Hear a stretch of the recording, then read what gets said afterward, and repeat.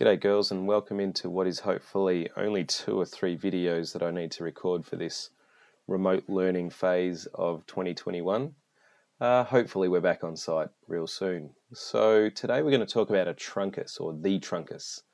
But before we do that, we'll go back to look at what we call, or what I call, the basics.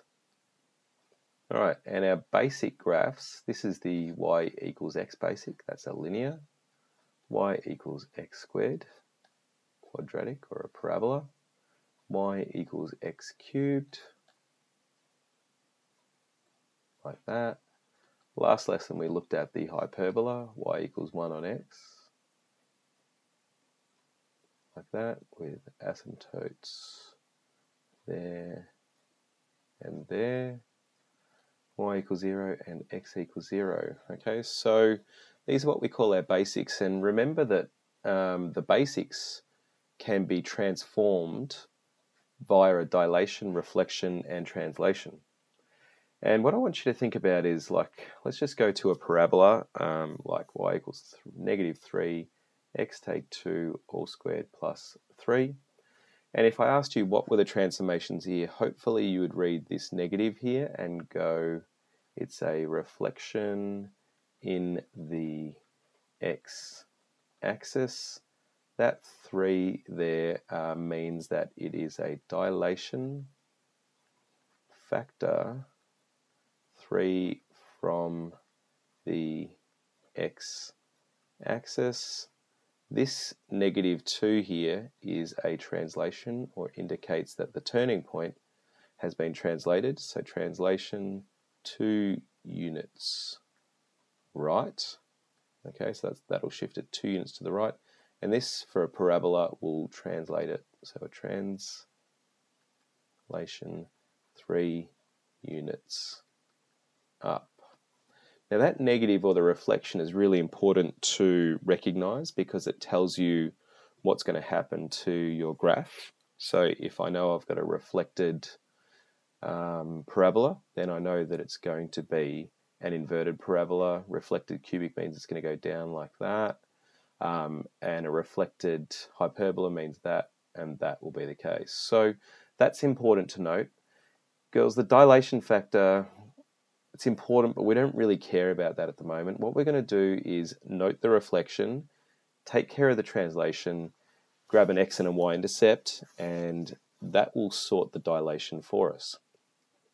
So this is called, sketching via transformations. Really what we're trying to do is look at our function, recognize the transformations, and sketch accordingly.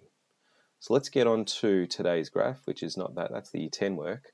Today's graph is the truncus. Okay, so our rule is y equals 1 on x squared, or x to the -2, remembering that your negative index law says x to the -2 multiplied by x to the 2 over x to the 2 means they will cancel out, well, not really cancel out, but that'll be x to the 0, which is 1. So that's why we can write it with a negative index there, or write it with a positive index in the denominator. Okay, so this is what the truncus looks like, and I think from memory we covered it last year, and it looks really like a hyperbola, except instead of the other part being down here, it's up here. So what we'll do is we'll just quickly explore why that happens. Alright, so what we'll do is we'll just throw some values in and see how the function responds. So let's chuck a 0 in. 1 divided by 0 squared is 1 divided by 0, which is undefined. Okay, so it's really important to note that it's not defined at 0. Okay, it's not, if you chuck 0 in, it becomes 0. It's actually not allowed, and that, for that reason, and I want you to put this into your notes, is this is an asymptotic point here, or this graph will asymptote along the line x equals 0. Okay, let's go to this one here now. A half squared is a quarter. A quarter goes into 1 4 times. 1 squared is 1. 1 divided by 1 is 1. 1 divided by 10 squared is 1 over 100. That's pretty small. This squared is really large. 1 divided by the really large is really small. and we're going to note that this is positive. So a really small positive number, pretty much 0. All right, this is a really small number. I square it and it's going to get even smaller because it's a fraction of a fraction. And then I try to put that into 1 and it goes a lot of times. So this is lots. Okay, so a really high number and positive. So basically I'm suggesting the smaller the number, the higher the value the function is, i.e. it's going to approach a positive infinity as we get closer and closer to 0. Now with the hyperbola, what happened on this side is that we'd do 1 over this value, which means we'd do 1 over a negative number. Now what's going to happen is because we square these numbers, these negatives all become positives because the negative number when squared is positive. So that actually is going to be exactly the same value as this when squared. So it's actually going to be lots, and instead of negative, it's going to be positive as well. It'll be exactly the same value, and that's why the truncus is symmetric about the y-axis. Okay, so this value here will be exactly the same as this value here, because when I shove the negative value of it and the positive value, they both get squared, okay, and they both are slotted into 1. Okay, so we get the same value either side. All right, so this negative a half, negative times a negative is a positive, half times a half is a quarter, quarter goes into 1 4 times. This one here will be negative 1 squared is 1, 1 goes into 1 once. Negative 2 is 4, this is going to be a quarter, this is going to be a ninth, and this one here, it's going to be a very large number and go into 1 very small amount of times. So I'm going to say really small pos. All right, so considering the truncus, as x approaches infinity, so as x gets really, really big, the y values approach 0 from the positive side. Okay, so that statement there really wants you to be able to sort of say that in words or explain to someone what that means. As x approaches pos infinity, y approaches 0 from the positive side. Okay, so that's what 0 positive means. It means it comes from the positive side of y. Okay, the negative side, remember, is underneath. I approach 0, but I come from underneath rather than on top. Okay, as x approaches negative infinity, so that's going this way, the y values approach 0 also from the positive side. So literally that's the same statement, except we're going to write neg infinity. Infinity. Okay, so the only word change there is from positive infinity to negative infinity. All right, as x approaches 0 from the positive side, so we're approaching 0 from this direction here, we note that our y values will just get bigger and bigger and bigger. They approach positive infinity. So as x approaches 0 from the positive side of x, y approaches pos infinity. And this one here, this is as x approaches 0 from the negative side, so we're coming in from the negative side here. So we're approaching 0 from the negative side, and we note the y values kick to infinity as well, so it's the same. So as x approaches 0 from neg, so the only word change here in your interpretation is the word positive to negative. So as x approaches 0 from the negative side of x, y approaches positive infinity as well. So these are how we read the transformations. So this a value here is our dilation factor. Remember, if it's negative, then what we're going to say, it's got a reflection in the x-axis. It's translated h units to the right, k units up. Okay, so we're going to go straight in and sketch this graph here. Now again, it's really important that if you identify this as a truncus, you know that the basic truncus, so this is my brain will know what the basic looks like, which is asymptotic at x equals 0 and y equals 0. Okay, so what I do is I basically look at this thing here and I note that this is a translation 2 units left. This is a translation 1 unit up. Now it's reflected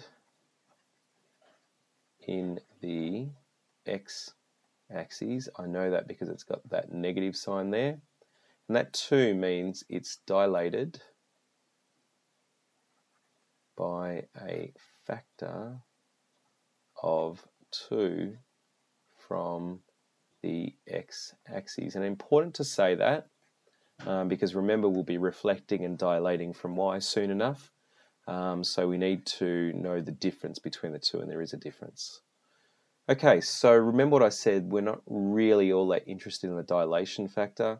That's interesting because that tells us if it's reflected in the x-axis, that's what's going to happen. Okay, and we are very, very interested in the translations. All right, so let's get this sketch going. So I'm going to pop a Cartesian plane together. How thick do I want it? Like that. I'll go medium thickness. Okay. All right, so let's get the sketch. Okay, now I'm going to pop my asymptote in, which is, so basically this graph here has an asymptote at x equals 0. When I translate it 2 units to the left, so too does the asymptote translate 2 units to the left. So I'm going to call this the line x equals -2. And you can kind of tell if you've got it right or not, because you slam in -2 in there, -2 plus 2 is 0, and you're about to get a divide by 0 error, which makes sense. Right, the +1 means it goes up 1 unit.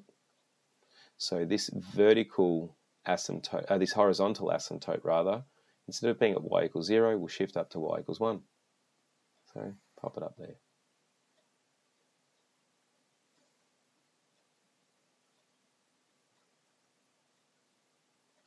Okay, so what's going to happen is it's going to go like that and like that. So what we'll do now, because I know that because it's reflected, okay, so without the negative, it would be up there and up there. So what I'm anticipating, girls, is I'm going to get an x-intercept, a 2x-intercepts and a y-intercept, okay?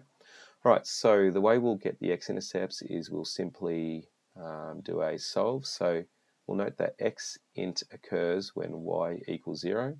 So let's pop y equals 0 in. -2 over x plus 2 all squared plus 1. Subtract 1 from both sides. -2 over x plus 2 all squared. Now what I'll do this in one move. I'll multiply by that and divide by that. So I'm going to go x plus 2 all squared equals -2 divided by -1, which is just 2. Alright, now what I'll do is take the square root of both sides, noting that x plus 2 will be the plus or minus root of 2. Take 2 from both sides, plus or minus root 2, take 2. Okay, so there are my x-intercepts, my y-intercept. So y-intercept occurs when x is equal to 0. So let's pop 0 in there, and I'm going to get y equals -2 over, so it's going to be 0, 2 squared is 4, plus 1. So that's -1/2 plus 2 and 2 is 1/2. Alright, so our y-intercept is going to be at 1/2, so that's it there. So I'm going to draw it up like so, and try to match it with symmetry. Right, let's see how we go here. I'm not the best at graphing with this pen here, so apologies in advance if this turns out to be absolutely hideous. Okay, let's go.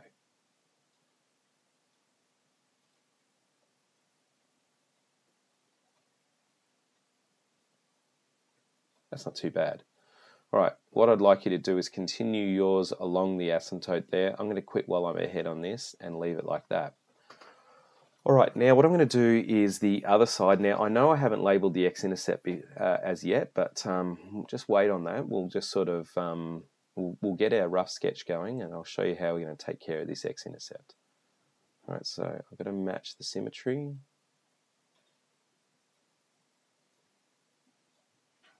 Okay, that's shocking.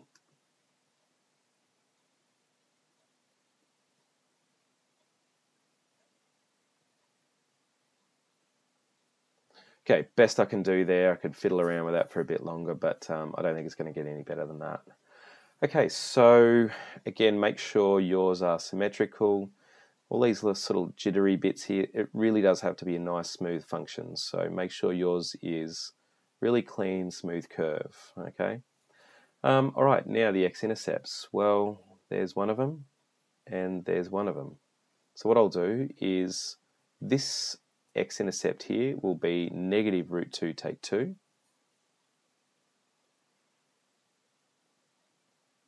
Comma 0. And this one here will be root 2 take 2, comma 0. Now that won't sit well for some of you guys who note that, well, it's positive, okay, but actually it's not. Root 2 is 1.4 roughly. 1.4 take away 2 is roughly negative a half. So this is definitely a negative number, okay? So just watch that sometimes your calculator will give you an answer, you'll think that it looks positive, but if you actually go in and approximate it, you'll find that, yeah, it's a negative number. Okay, so label the equations of asymptotes, stating the domain and range. So my domain, x is an element of all real numbers. Hey, but I'm not going to let you put negative 2 in, because that's going to give me a divide by 0 error. Okay, the range, y is an element. Okay, so we're going to go up from negative infinity, keep going up. When do we stop producing y values? It's along this line here, y equals 1. So we're going to go negative infinity up to 1, but not including 1 itself, because it asymptotes. It gets infinitely close to y equals 1, but it never actually touches it. All right, so that is the truncus. Okay, so there's a few sketches in there, not too many, but get cracking on that. I'll stay on and be available for any questions you've got from the work that you're doing today, else any other exercises.